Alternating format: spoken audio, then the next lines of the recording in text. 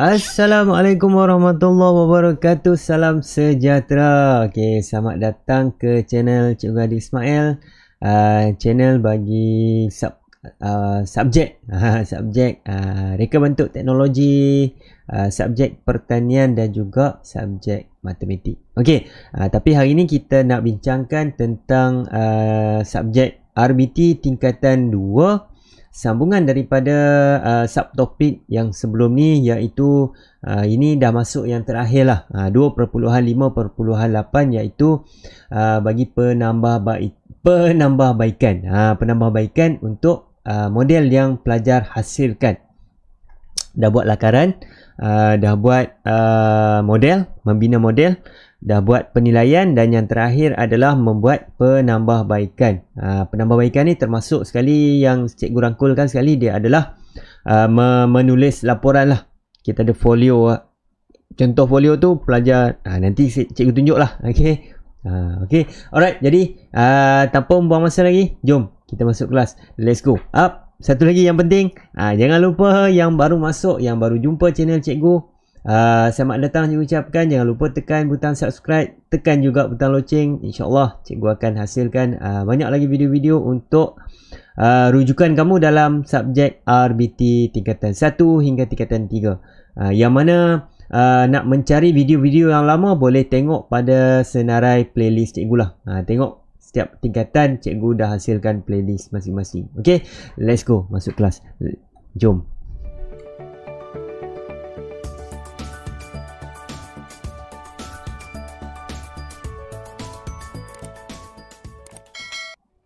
Okey. 2.5.8 mencadangkan penambahbaikan reka bentuk sistem aquaponik yang lebih efisien. Dah buat penilaian. Selepas kita dah tahu mana kekuatan, mana kelemahan, kita akan buat penambahbaikan. Contoh bila kita nilai tu, kita nampak dia punya reka bentuk dia tak terlalu ergonomik lah. Perlu ubah suai yang perlu dibuat. Contoh lah. Okay. Jadi kita tengok apa yang proses terlibat dalam penilaian ni. Okey, ini contoh aliran untuk cadangan penambahbaikan. Okey, dia bermula daripada yang warna biru atas kepala cikgu ni lah. Okey, yang pertama dia kata persetujuan pelanggan, maksudnya arah tuju reka bentuk aquaponik kita lah. Maksudnya mungkin bila kita tunjukkan kepada pelanggan dia nak ubah. Dia nak kata dia tak nak bekas ni yang bentuknya 4 segi. Bekas tangki ikan dia tak nak 4 segi. Dia nak yang macam bentuk ada separuh bulatan ke kan. Dia nak ubah lah, dia supaya dia nak letakkan sebagai hiasan di rumah dia kan. Jadi reka bentuk dia perlu ikut lah apa yang pelanggan nak. Okey, langkah aliran seterusnya dia kata perubahan atau tambah baik berdasarkan yang pertama permintaan pelanggan, dan yang kedua adalah melalui sumber asli lah. Maksudnya sumber apa yang kita gunakan tersebut, bahan-bahan, peralatan, apa semualah. Okey. Kemudian aliran diteruskan dengan persembahan dan juga perbincangan dengan pelanggan. Reka bentuk dia akan sembahkan dia punya cadangan produk kepada pelanggan. Kemudian ada perbincangan lah berlaku. Okey. Kemudian ujian reka bentuk dan membuat penambahbaikan. Dah selesai perbincangan, dia buat ujian dan juga penambahbaikan kepada produk tersebut. Dan yang dua yang terakhir, mereka mengadakan perbincangan pra pengeluaran. Sebelum dikeluarkan dia buat perbincangan dulu. Okey, pra pengeluaran. Dan yang fasa yang terakhir adalah reka bentuk yang dipersetujui. Maksudnya pelanggan dah setuju, dia dah tak ada argument dah. Setakat ni sampai yang sebelum yang fasa terakhir tu, antara pelanggan dengan reka bentuk dia mesti capai kata sepakat ini bentuk yang akan dikeluarkan. Jadi kalau ada masalah selepas ni, reka bentuk dia tak akan bertanggungjawab lah. Okey, contoh sebab dia dah melalui fasa-fasa ataupun dia melalui aliran penambahbaikan yang memang dah sepenuhnya lengkap.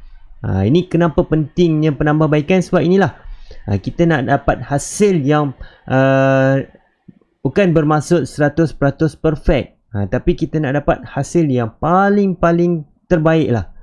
Itu kenapa perlu buat penambahbaikan. Okey, kita tengok yang seterusnya. Ini contoh penambahbaikan. Selepas berbincang bersama pelanggan pereka bentuk, ada beberapa cadangan penambahbaikan. Contohlah. Contoh yang pertama dia kata mungkin boleh menambah pam yang lebih berkuasa. Bila buat ujian dan sebagainya, pengaliran air tu tak berapa cantik ataupun perlahan dan sebagainya kan.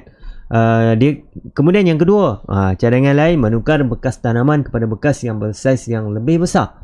Dia nak bekas yang lebih besar daripada bekas sedia ada. Boleh. Okey, seterusnya bekas ataupun kolam ikan perlu menggunakan warna yang lebih gelap. Contohlah kan. Bila dia buat ujian, bila warna yang ni cerah ataupun warna yang tak gelap diletakkan di kawasan panas, dia cepat untuk pertumbuhan lumut. Jadi dia nak elakkan benda tu, dia nak warna gelap. Contoh, menggunakan media tanaman yang mesra alam. Selain dia kata selain nak gunakan media tanaman yang sedia ada, mungkin dia boleh gunakan yang lain. Okey. Baik. Selesai kepada penambahbaikan. Dalam topik ini juga, untuk nak capai TP6, pelajar perlu hasilkan laporan. Maksud laporan ni dia satu dokumentasi yang lengkap. Dia macam folio juga. Okey. Yang mana dia ada format dia tertentu. Format ni kalau boleh tengok, kita ada bilangan tu, bilangan 1 hingga bilangan 10. Muka depan, abstrak, jadual, pengenalan, laporan induk, penutup, penambahbaikan, perhargaan, rujukan dan juga lampiran. Di mana boleh jumpa ataupun contoh-contoh untuk format laporan ni. Pelajar boleh jumpa di dalam buku teks, boleh rujuk dalam buku teks disertakan dengan lengkap pada muka surat 136 hingga 141. Pelajar boleh rujuk dalam buku teks lah. Jadi pelajar boleh rujuk dan pelajar boleh pindahkan masuk, nak type ke, nak menulis semula ke, terpulang mengikut kaedah masing-masing lah yang mana sesuai. Okey.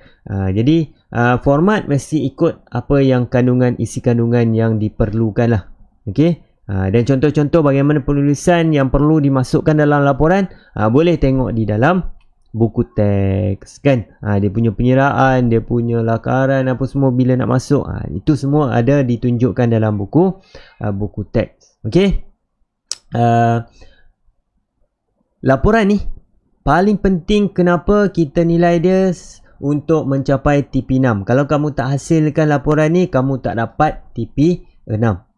Mungkin kamu dah buat penambahbaikan tapi kamu malas ataupun kamu terlupa nak buat laporan. Terlupa lah, cikgu jangan kata malas, kami semua rajin. Sorry lah, yang malas tu saya lah, bukan kamu. Okay. Jadi kamu tak buat laporan, kamu terlupa nak buat laporan, jadi kamu hanya capai TP5. Rugilah, satu je lagi untuk capai TP6. Bukan susah pun laporan, kamu hanya rujuk dalam buku teks, disediakan sepenuhnya. Kamu hanya buat ayat ataupun penulisan kamu sendiri je. Okey. Contoh-contoh semua boleh rujuk di muka surat tu lah, 136 hingga 141. Okey. Jadi untuk topik bagi reka bentuk aquaponik dah selesai. Semoga kamu dapat menggunakan video-video yang cikgu hasilkan ni dengan sebaiknya. Kalau rasa bermanfaat, boleh kongsikan dengan kawan-kawan kamu. Okey, sekian dulu. Kita jumpa lagi untuk topik-topik yang seterusnya dalam reka bentuk teknologi tingkatan 1 hingga tingkatan 3 bersama saya, Cikgu Hadi Ismail. Okey, jadi sebelum saya tamatkan untuk topik ni, jangan lupa pesanan penaja kita, tolonglah tekan subscribe, like, share dan juga komenlah apa-apa yang berkaitan dengan pembelajaran kita. Okey, sekian dulu. Assalamualaikum warahmatullahi wabarakatuh. Salam sejahtera. Semoga anda semua bahagia dan berjaya, insya-Allah. Amin. Bye bye.